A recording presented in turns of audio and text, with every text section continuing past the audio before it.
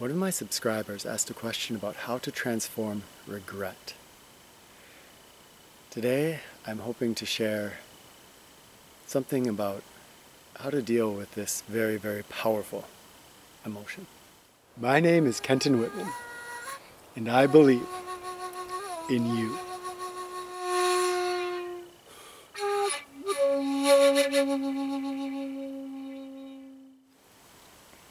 So, anybody that's wrestling with strong regret, you know this is not an easy thing to deal with, and I'm not going to sugarcoat it at all. Of all the things that I've tried to transform in my life, tendencies towards anger or anxieties, tendencies to move into more of a depression or sadness state, regret, I think, is the most difficult of things to transform. And the person that asked was talking about regret that's at a very, very high level of intensity. And, the kind that wakes you up screaming at night from the dreams that you've been having regarding it. So, the transformational skill that I'm going to be sharing today is a very, very powerful one that you'll probably see. You can use it in various ways in your life. And it needs to be used with responsibility. And the reason I say that is because if you take something like regret, it serves a function for us. And feeling regret about something, there's a period of time after I have, for instance, perhaps I've hurt somebody very badly, and there's going to be a period of time where that regret helps me to look at that action that I performed and is going to encourage me to make real-world changes. So those changes might be in my level of awareness if I've accidentally hurt somebody. They might be in the depth of my ability to harness right action, as the Buddha said, in my life if I intentionally hurt somebody. And often, there's things that we can do, whether it's just an apology or it's helping somebody that we've hurt. Often there's things that we can do to at least make things feel a little bit better for the person that we harmed. And of course, it's not always that we've harmed somebody. Regret comes in many, many forms, but that's the primary example that I'm going to use here because it's probably the one that weighs most heavily on a lot of us. The example I'm going to be using where I accidentally hurt my daughter is a relatively minor one, but consider that, what if you're a soldier and an action that you performed, you believe, got a friend of yours killed? Just as bad if we are a parent and we feel that an action of ours got our child killed. These ones where we irrevocably harm somebody, and especially if we've done it intentionally, and now we feel like we want to change. This is powerful stuff, my friends. So step one is to see, is that regret serving a function? And is there a real world thing that we can do to change things? Even if we've done somebody a terrible wrong. Sometimes there's something you can do. And if you search, you dig deep, you might find it. But there comes a time when there's nothing that is possible to change anymore in the world regarding that incident that happened. And now we are left with a ghost that's haunting us. And it's not doing anything except for hurting us. And in hurting us, it saps our energy, It keeps us from making meaningful transformations in our life, and we probably aren't able to be there for the other people around us currently in our life. So that's when it becomes time to move forward and to use this transformational tool to banish that ghost and let the regret go. Again, there's going to be nothing easy about this, but it does work. And here's why it works. Because we humans, probably our greatest power is not our opposable thumbs and our tool use, but is our ability to tell stories. And as storytellers, we can weave magic, we create cultures, we create all sorts of belief systems that we hold together to be real. So that's religions, that's money, that's our moral codes. All these things are creations that we've made with storytelling. And this storytelling is a power that if we do not use it consciously, it will use us. And regret is a storytelling. It's a story that's continually going in our minds, and whenever that story comes up, it's creating pain inside of us. Now, to understand this fully, I'm going to try to make this clear because it's a little bit complex. We have to see that regret is always going to be tied to a memory or a projection. It's easy to understand the memory part. I regret something and it's tied to the memory. So I'm going to use the example again of when I hurt my daughter accidentally. And we were ice skating. She was very young, and in this little sled skate thing, I was skating behind her. And everybody was having fun and skating around, and I took a sharp turn. Boom, and she went down. And she caught her chin there on the ice, and there was blood on the ice. Again, this is a very minor injury, but as a father, to have hurt my daughter, it struck this clenching in my heart. So the regret is tied to a memory here. The regret can also be tied to a projection. So let's say that I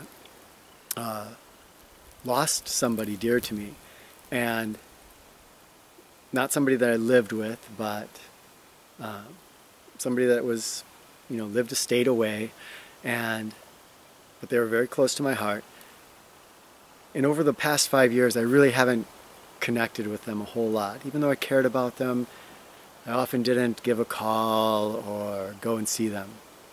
It'd be very easy for me to project and say, I wish I would have connected more with them before they died, so that I could have had this deeper connection. So I'm not talking about a memory here, I'm talking about a projection, what could have been.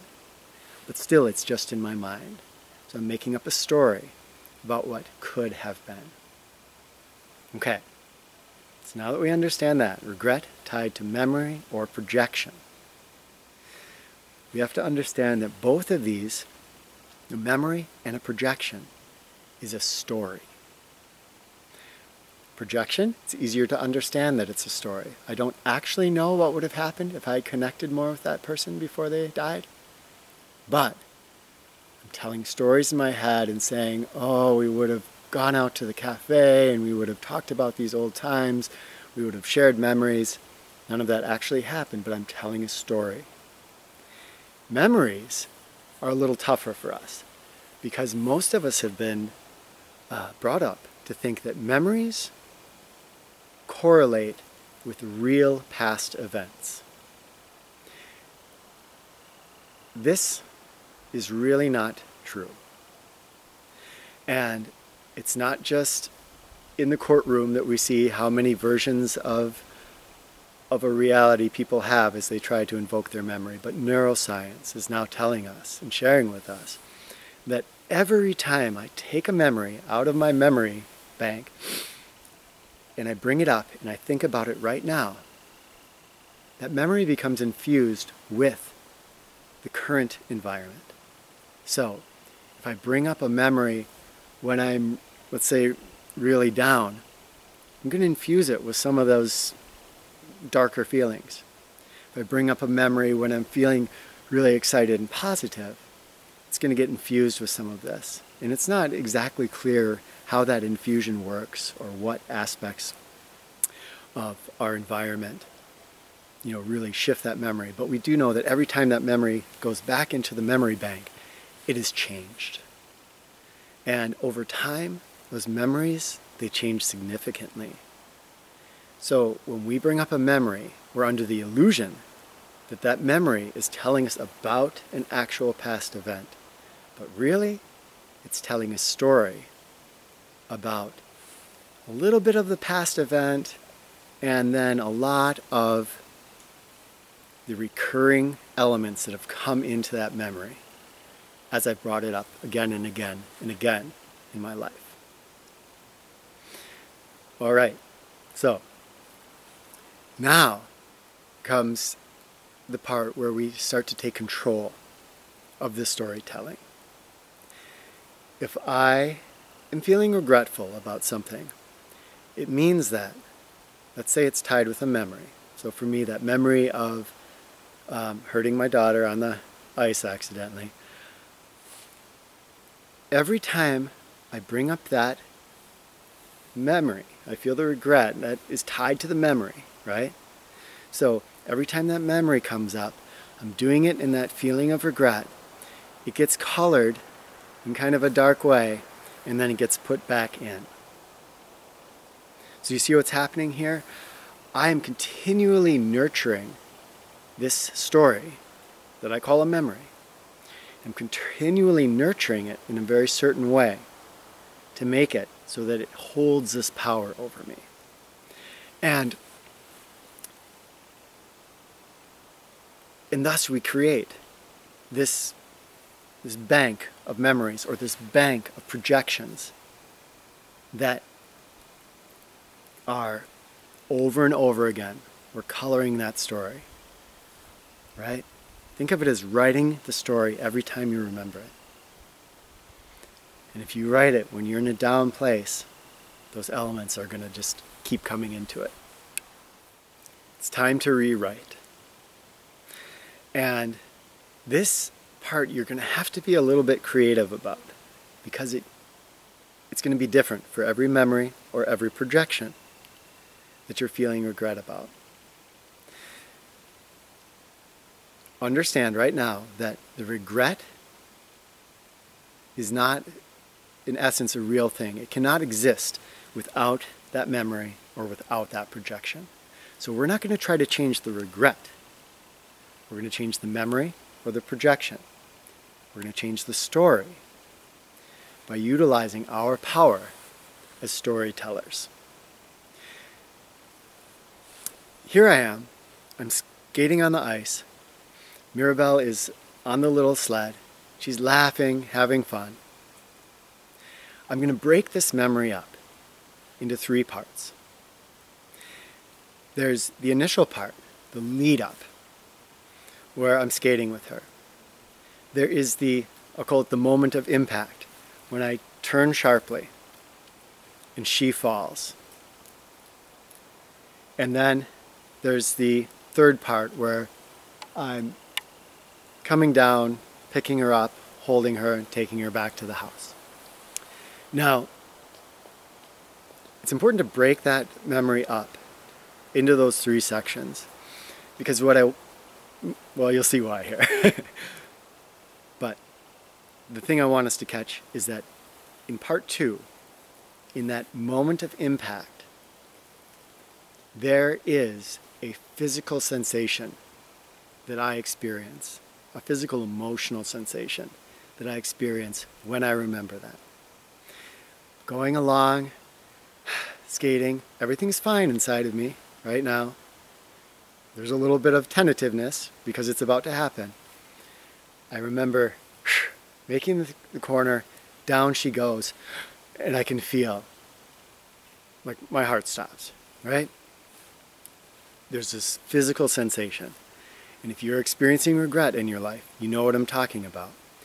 Inside that memory somewhere, inside that projection, there is that moment of impact.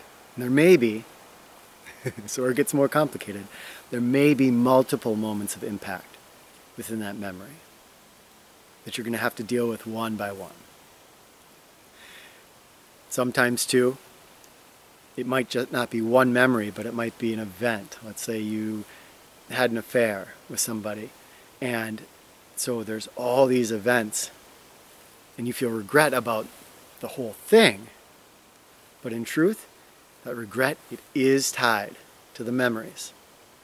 And if you use this technique for each memory, then you're going to be able to dismantle it.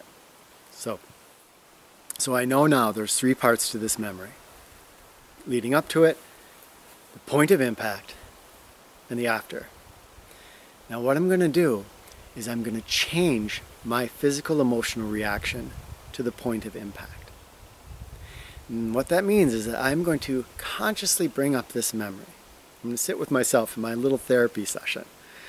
And I am going to do this when I am in a good place. So I'm not going to do this when I'm feeling down. I'm not going to do this when I'm feeling regretful. I'm going to do this when it's been a great day and I have it up on my little board. Remember, sometime when you're feeling really good, to shift this story about Mirabelle. And so I'm in this really good place. I'm like, this is the time, right now.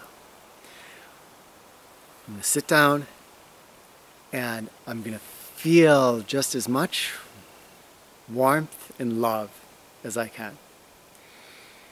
And I'm going to be skating. And here's the important part. And I'm going to move the memory to the point of impact. And I know it's coming. And as I do it, I'm going to see her fall and I'm just going to project my love. I'm going to project that love onto her. Because even though she's hurt, even though I've hurt her, there's just all this love I have for her. Project it down. I'm going to move on to this 3rd part of the memory. I'm going to pick her up. See, my eyes are closed. I'm really immersed in that memory. I'm going to hold her. And the memory, of course, is unclear. I've brought it up many times, so I don't know. But here's the memory that I'm going to inject or shift into it. It's that even though she's crying, she's going to look up at me and she's going to say, "It's okay, Daddy." And you know what? Maybe she actually did say that. It could have been. I can kind of fool myself. Because the truth is, our memories are very fallible. These are stories, again, that we have rehashed so many times and rewritten so many times that you are not remembering the actual thing that happened. So, your only choice is, are you going to let it be autopilot, what that story is, or are you going to consciously shift it? So now, I have gone through that process. Warm, she falls, I project my love, I bring her up tender, she says that it's okay. Now, I've shifted the feeling of what that memory feels like. And I need to do this. Neuroscience is telling us, to really create a connection like this, it's 5 to 12 times probably I need to do this. And I'm going to keep doing it, and I'm going to know when it's enough. If I do it really consciously, you might do it in 3 times. And then you feel it, you think about that memory, and now, because I've reworked that memory inside of myself, I can think about that incident, I can turn the corner, and there's no more, and I just feel love for her. And this was the example of the first time I used this technique when it started to come to me. And it worked really well to transform this situation, this memory, the story I was telling. Now, for you, I can't tell you what the recipe is. Every memory, every projection, it's going to need a different approach. But in essence, it's always the same. You're going to be breaking that memory or that projection down. You're going to be finding the point of impact, and then you're going to be associating it with a really positive thing.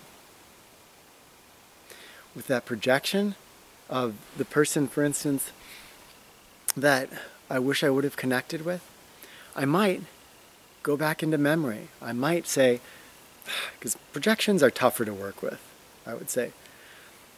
I might go back into my memory and remember some times with that person and really just connect those memories with positive feelings, with positive connection. And I might even have that person say to me, right now I'm connecting with you so much, Kenton, that if we didn't talk for 20 years, I would feel like we're just still the best of friends. And then I can shift it. I wish that I had an answer for every single regret memory, regret projection that there is out there. But you're going to have to do the work of figuring out what's going to work for you. But here is the thing to remember. You have the magic of storytelling. Again, let the regret serve its purpose. If it has a gift for you, if it's going to change you in a positive way, if it's going to keep you from repeating a negative action, then use that power to make shifts in the real world. But if it's just haunting you, then it's just sapping energy from you, and that's taking away from all of us, because you could be giving your gifts to the world. So, then it becomes vital that we change this inside of us, and that you learn to use your power of storytelling. As I hinted before, this is a vast power that we have. It has tremendous potential to change our self-image, to change our level of motivation, to change almost anything about us. But we need to use it wisely, and we need to understand how it works. So go into those memories when you're in a positive place. Find those moments, those points of impact that really hold the emotional punch, and shift that punch from a negative thing into a positive thing. Do it repeatedly for each memory, for each projection. Do it until you've shifted that memory or that projection. You can think about it and it just feels good. And then you're going to know that you've changed that one. This is how it works. It's amazing. It's life-changing. Use it with wisdom. All right. Show you my friends.